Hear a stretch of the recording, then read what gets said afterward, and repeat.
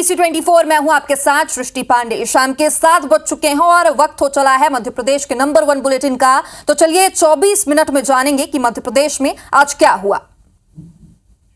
बात करेंगे मध्य प्रदेश विधानसभा के बजट सत्र के दूसरे दिन की। तो दूसरे दिन भी विपक्ष का हंगामा लगातार जारी है। दूसरे दिन भी विपक्ष ने युवाओं के रोजगार के मुद्दे पर सरकार को घेरा है और विपक्ष ने गांधी प्रतिमा के सामने प्रदर्शन किया। इस दौरान प्रदर्शनकारियों ने हाथ में तख्ती और पिटारे से सांकेतिक रूप से सांप रखकर प्रदर्शन किया है। पिटारे में लिखा है भाजपा का सांप युवाओं को डस रहा है। और वहीं विधानसभा के प्रवेश द्वार पर भी खींचतान देखने को मिली है, जहां पर गेहूं की बाली अंदर ले जाने को लेकर जोरदार हंगामा हुआ। विधायक गेहूं की बाली विधानसभा में लेकर जाना चाह रहे थे और जिन्हें सुरक्षा कर्मियों ने रोक दिया। बजट सत्र में विपक्ष के सांकेतिक सांप ने भी जमकर कहर मचा रखा है। एक तरफ सरकार के मंत्री और बीजेपी विधायक विपक्ष पर हमलावर हैं, तो विपक्ष ने भी सरकार को घेरने में कोई भी कसर नहीं छोड़ी है। विपक्ष ने प्रदर्शन को सत्ता पक्ष के नाटक नौटंकी बताया है।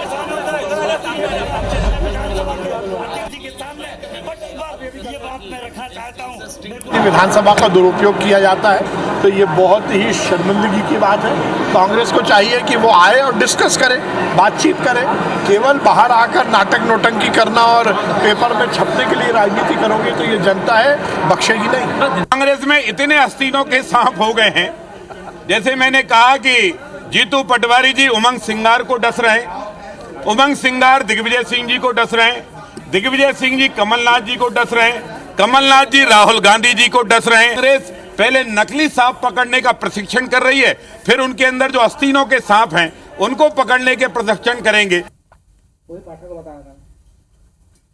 मध्य प्रदेश के युवाओं के भविष्य को भारतीय जनता पार्टी निरंतर डस करके समाप्त कर रही है और यही कारण है कि ये जो महामहिम जी का अभिभाषण हो या बजट हो, इसमें कोई भी युवाओं के लिए, उनके रोजगार के लिए प्रावधान नहीं किया गया। बेरोजगारों की संख्या बढ़ती जा रही है।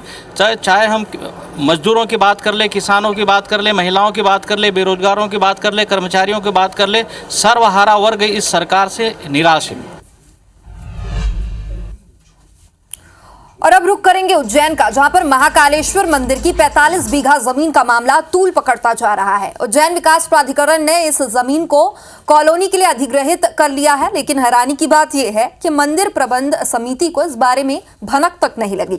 यह बताया जा रहा है कि महाकाल मंदिर के नाम पर नीमनवासा गांव में 45 बीघा जमीन दान की गई थी, जिसे यूडीए ने TDSS 4 स्कीम में शामिल कर लिया है। और यह अधिग्रहण महाकालेश्वर मंदिर अधिनियम की धारा 12 की उपधारा 2 का उल्लंघन है, जिसके तहत मंदिर की अचल संपत्ति को आयुक्त की पूर्व अनुमति के बिना बेचा या अधिग्रहण नहीं किया जा सकता है। मंदिर समिति की किसी भी प्रकार की संपत्ति का अंतरण बिना विधि की प्रक्रिया को अपनाए नहीं किया जा सकता है और राजस्व विभाग द्वारा, धर्मस्व विभाग द्वारा भी इस संबंध में सर्कुलर जारी किए गए हैं कि बिना शासन की अनुमति के जो है ये चीज़ें नहीं हो सकती हैं। तो मंदिर की किसी भी ज़मीन का कोई भी अंतरण नहीं हुआ है। सारे शासकीय रिकॉर्ड्स में सभी जगहों पर मंदिर की ज़मीन यथावत है। इधर ग्वालियर चंबल संभाग के 8 जिलों के कई प्राइवेट स्कूलों पर तलवार लटक रही है। इस शिक्षण सत्र के बाद ये स्कूल बंद हो सकते हैं, क्योंकि नए नियमों में काफी पेंच है और ऐसे में स्कूल में पढ़ने वाले बच्चों की शिक्षा पर संकट मंडराने लगा है। इस रिपोर्ट से समझिए कि पूरा मामला क्या है।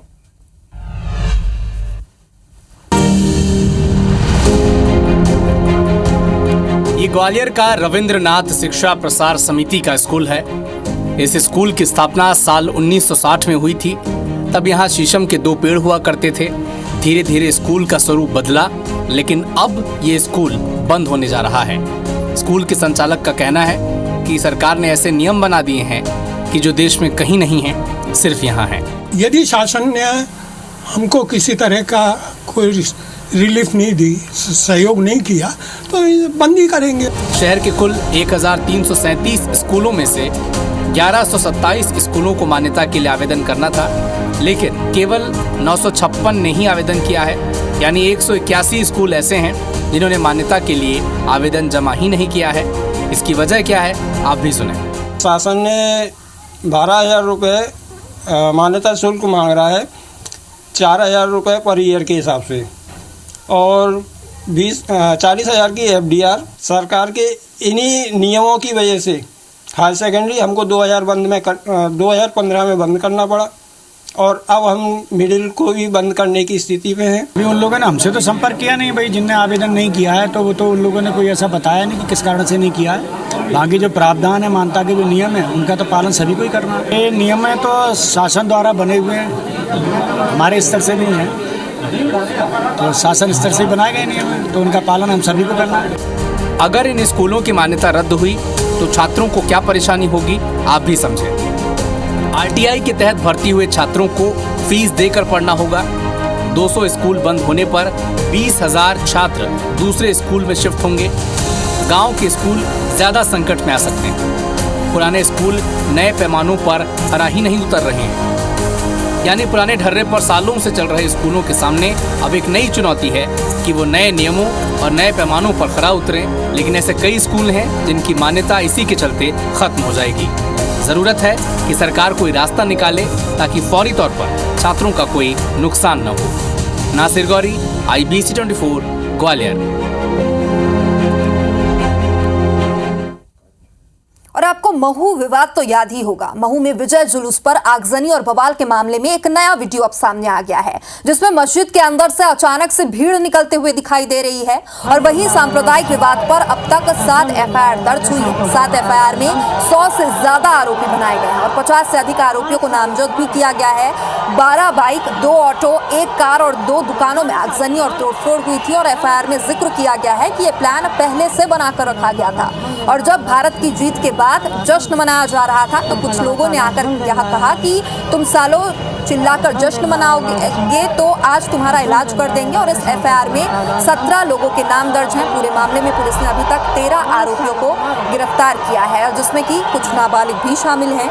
फिलहाल FIR में जिक्र बयानों का भी पुलिस जांच कर रही है। और फिलहाल अभी महू में शांति का माहौल बना हुआ है। महू में चैंपियंस ट्रॉफी के फाइनल में भारतीय क्रिकेट टीम की जीत के जश्न के बाद पथराव और आगजनी की घटना सामने आई थी।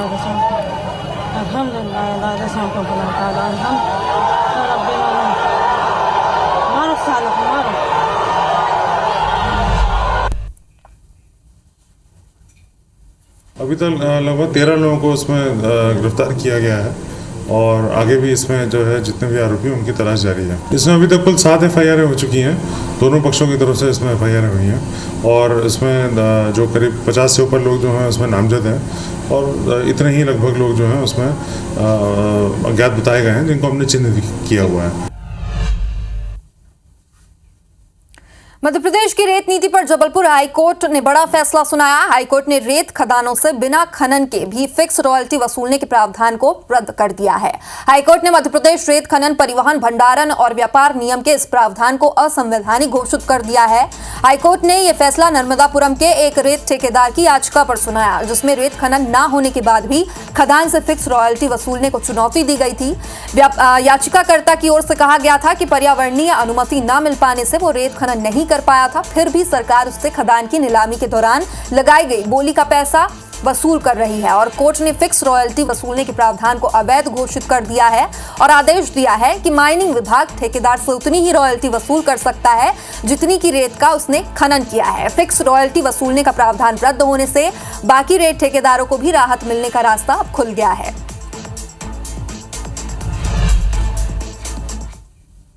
इधर भोपाल में ISI के नाम से धमकी भरा एक ईमेल आया और 3 स्कूलों को बम से उड़ाने की धमकी मिली है। फॉरेंसिक लैब को भी बम से उड़ाने की धमकी मिली।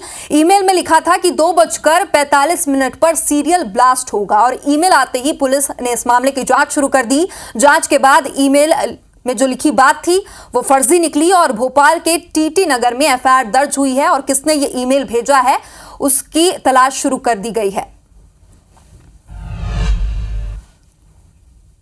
और इस बीच उज्जैन से एक बड़ी खबर सामने आ रही है, जहां पर महाकाल मंदिर में होली पर गुलाल में ले जाने पर प्रतिबंध लगाया गया है। केवल 100 ग्राम गुलाल से ही पूजन और अभिषेक होगा। श्रद्धालुओं को बाहर से गुलाल लाने की अनुमति यहां पर नहीं दी गई है। मंदिर प्रबंध समिति की बैठक में यह निर्णय लिया गया और पिछले साल की घटना के बाद ये एक अहम फैसला लिया गया है। पिछले साल बाहर से लाया गया गुलाल गर्भगृह में उड़ाया गया था और जिसमें कपूर की थाली पर गिरने से वहां पर आग लग गई थी। तो जैन से बड़ी खबर आप तक पहुंचा रहे हैं, जहां पर महाकाल मंदिर में होली पर गुलाल ले जाने पर प्रतिबंध लगाया गया है। 100 ग्राम गुलाल से ही वहां पर पूजन और अभिषेक होगा और श्रद्धालुओं को बाहर से गुलाल लाने की अनुमति नहीं दी गई है।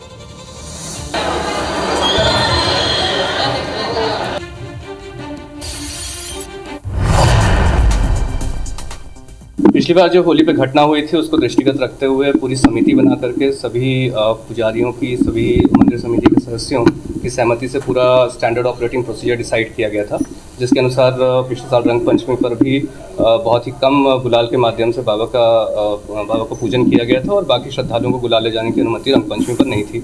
वही प्रक्रिया इस बार होली और रंग पंचमी पर अपनाई जाएगी। तो श्रद्धालुओं को वहाँ पर गुलाल ले जाने की अनुमति नहीं होगी और अंदर जो पूजन होगा उसमें भी सीमित संख्या में ही गुलाल रहेगा। इसी के साथ मध्य प्रदेश के इस बुलेटिन में इतना ही। खबरों के लिए देखते रहिए अब IBC 24। आगे देखिए हमर बानी हमर गोठ। नमस्कार।